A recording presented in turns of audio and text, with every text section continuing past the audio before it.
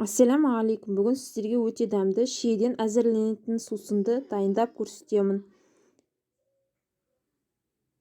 Ең алдымен қазанымыздың астын қосамыз да, қайнамаған салқын 5 литр суды қазанға құямыз да, қайнағанша бетін жауып қоямыз.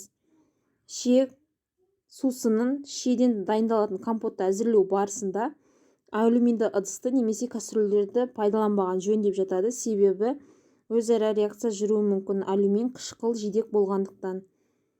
Және де компотымыз қышқыл қатты болмау үшін оған тәтті 100 грамм жидек қосамыз, кез келген құлпынай немесе тағы да басқа. Менде 100 грамм ырғай, 600 грамм шие және 200 грамм қант қосамыз.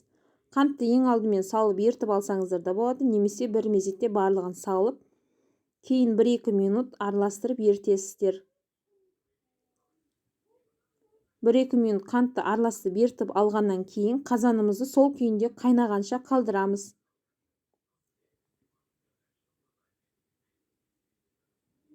Қазанымыз қайнаған сәтте 1-2 минут қайнатамыз да қазанның астын өшіріп қалдырамыз. Шие сусынын ыстықтай жақсы көретін кісілер ыстық күйінде, салқындай жақсы көретін кісілер салқындатып, салқын күйінде пайдалансаңыздар болады. Міне біздің осымен шие сусыны, шиеден дайындалатын компотымыз дайын болды. Баршаңызға ас болсын, кез келген шыны ыдысқа құйып сақтасаңыздар болады тоңазытқышта.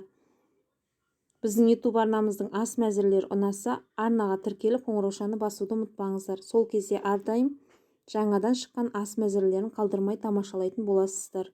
Лүпілдеріңізді аямаңыздар, пікірлеріңізді жаза қалдырыңыздар. Ассаламу алейкум ва рахматуллахи ва баракатух. Келесі ас мәзірінде кездескенше сау болыңыздар.